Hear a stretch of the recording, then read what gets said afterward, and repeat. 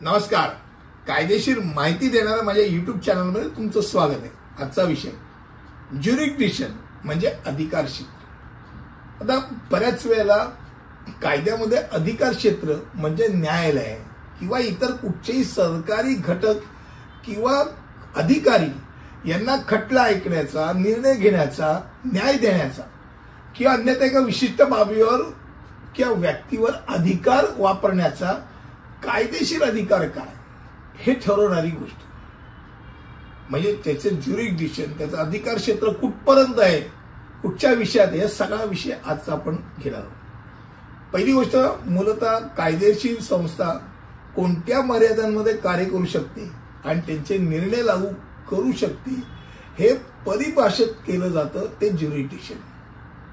म्हणजे अधिकार क्षेत्र म्हणजे निर्णय घेण्याचा अधिकार, अगदी सोप्या भाषेत विचार केला जातो. आता अधिकार क्षेत्राचा खास करून न्यायालय किंवा कोणतेही सरकारी संस्था आणि अधिकारी ज्यांच्याकडे खटला घेण्याचा, पुरावे ऐकण्याचा, कायदा लागू करण्याचा किंवा बंधनकारक निर्णय घेण्याचा अधिकार आहे, त्यांना या विषयावरती विचार करावा लागतो की हे बाबा, हा विषय आपल्या अधिकार क्षेत्रात येतो का,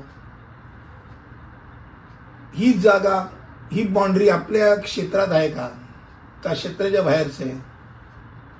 त्यामुळे भौगोलिक मर्यादा हा एक पहिला विचार असतो ज्युरिडिक्शनचा विचार करताना.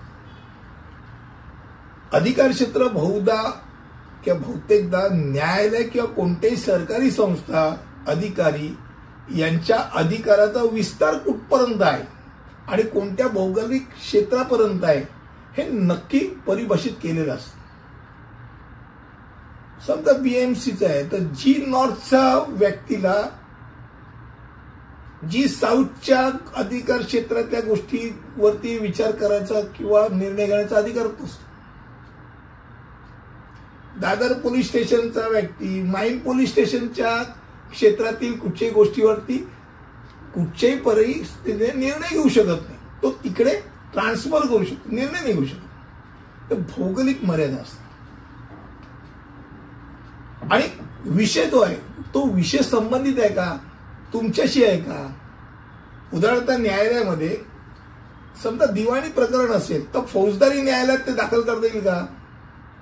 तुझं प्रकरण कुठचं आहे, तर माझ्याकडचं नाहीच आहे, तुला मी न्यायालय दिसल्यामुळे तू घुसला माझ्याकडे, तर असं होऊ शकत नाही. तो विषय माझा आहे का, त्या विषयावरती निर्णय घेण्याचा अधिकार माझ्याकडे आहे का, हा एक भाग महत्वाचा आहे.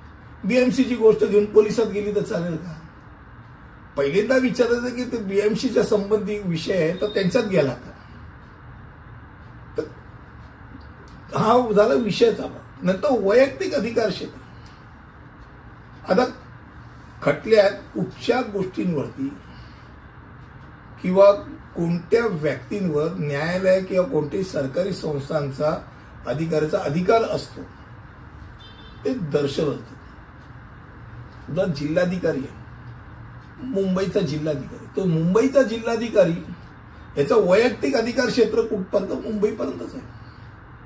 तो मुंबईच्या बाहेरचा निर्णय नाही घेऊ शकत, मुंबईतला निर्णय घेऊ शकतो.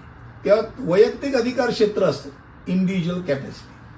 आणि फार महत्वाचं ठरतं, खास करून अधिकार क्षेत्राचा जेव्हा विचार करतो आपण, तेव्हा न्यायालय असेल, कुठचाही खटला चालू शकणाऱ्या कोणत्याही सरकारी संस्था असतील, अधिकारी असतील, त्यांना अधिकार क्षेत्र सोडून किंवा अधिकार क्षेत्र स्थापित केल्याशिवाय कुठचाही निर्णय घेणं हे अडचणीचं असतं. कारण का ते उद्या ते अवैध ठरू शकतं. आणि हा अधिकार क्षेत्रातच नाही, तुझ्या अधिकार क्षेत्रात नसलेल्या गोष्टीवरती तू निर्णय कसा घेतला, हे वरचं जे अपिलीय कोर्ट आहे ते नक्की, न्यायालय नक्की विचारणार की बाबा तू तुझ्या अधिकार क्षेत्रात नसलेल्या गोष्टीवरती विचार कसा केला, निर्णय कसा घेतला.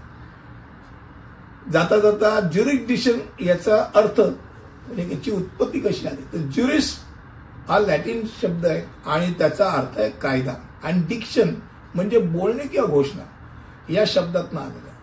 तेव्हा कायदाच्या संदर्भात बोलण्याचा किंवा घोषणा करण्याचा अधिकार हा एक सरळसोट विचार.